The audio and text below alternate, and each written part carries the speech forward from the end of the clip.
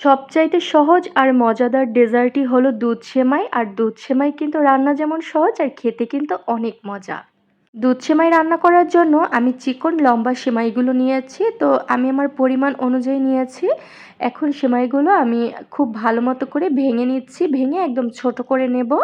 আর এই দুধ সেমাইগুলো রান্না করার জন্য আমি ফুল ক্রিম মিল্ক নিয়েছি। আপনারা চাইলে গরুর ফ্রেশ লিকুইড দুধ অথবা গুঁড়া দুধ দিয়েও রান্না করতে পারেন, তবে আজকে আমি এই দুধ দিয়েই রান্না করব। তো এখানে আমি পরিমাণ অনুযায়ী দুধ অ্যাড করে দিলাম। এর মধ্যে দিয়ে দিচ্ছি ছোট ২ টুকরা দারচিনি, একটি এলাচ আর ছোট ছোট ২ টুকরা তেজপাতা দিয়ে দিচ্ছি। সুঘ্রাণের জন্য আপনারা চাইলে কিন্তু গরম মশলাগুলো স্কিপও করতে পারেন, আপনাদের পছন্দ মতো অ্যাড করে দেবেন। স্বাদ অনুযায়ী চিনি অ্যাড করে দিয়েছি। যে যেরকম মিষ্টি খেতে পছন্দ করবেন চিনির পরিমাণ সেরকম অনুযায়ী বাড়িয়ে কমিয়ে অ্যাড করবেন। এখন চিনিটা খুব ভালো মতো করে দুধের সাথে মিশিয়ে নিচ্ছি। যতক্ষণ না গলে যাচ্ছে ততক্ষণ একটু নেড়ে চেড়ে দিচ্ছি।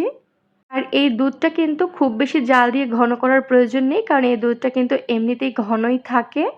দুধটা কিন্তু খুব বেশিক্ষণ ধরে জাল দিয়ে ঘন করার কোনো প্রয়োজন নেই, কারণ এই দুধটা কিন্তু এমনিতেই ঘন থাকে।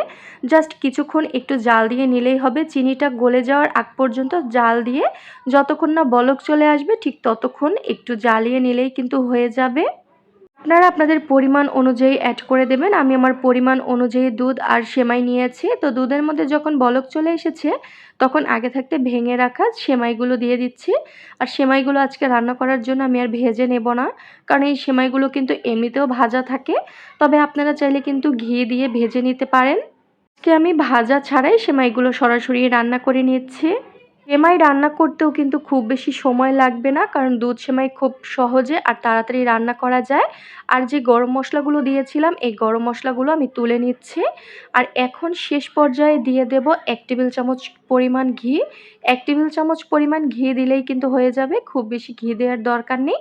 এতে কিন্তু খুব সুন্দর একটি ফ্লেভার আসবে এই সেমাই থেকে। ঘিয়ের ফ্লেভারে কিন্তু এই দুধ সেমাইটা খেতেও একটু ডিফারেন্ট লাগবে, ভালো লাগবে খেতে। এখন আমি পরিবেশন করে নিচ্ছি। অনেক সময় কিন্তু দেখা যায় দুধ সেমাই অনেক বেশি পাতলা হয়ে যায়, আবার অনেক বেশি ঘন হয়ে যায়। তবে আজকের দুধ সেমাইটা কিন্তু একদম পারফেক্ট হয়েছে। দুধ সেমাইটা রান্না করার পরে যখন পরিবেশন করে নেবেন তারপর একটু ঠান্ডা হয়ে গেলে ফ্রিজে রেখে দেবেন। আর নর্মাল ফ্রিজে রেখে কিন্তু ঠান্ডা করে খেতেই যে কোনো ডেজার্ট ভালো লাগে। হঠাৎ করে যদি কোনো ডেজার্ট আইটেম খেতে মন চায় তাহলে কিন্তু আপনারা ঝটপট এই দুধ সেমাই রান্না করতে পারেন, কারণ দুধ সেমাই রান্না করা যেমন সহজ আর রান্না করতেও কম সময় লাগে। সন্ধ্যার নাস্তায় এই গরমে ঠান্ডা ঠান্ডা দুধ সেমাই খেতে কিন্তু খুব ভালোই লাগে। সন্ধ্যার নাস্তার জন্য কিন্তু আপনারা ঝটপট দুধ সেমাই রান্না করে নিতে পারেন। পরিবারের সবাই অনেক পছন্দ করবে। আশা করছি ভিডিওটি ভালো লেগেছে আর সহজও লেগেছে। সবাই ভালো থাকুন। আল্লাহ হাফেজ।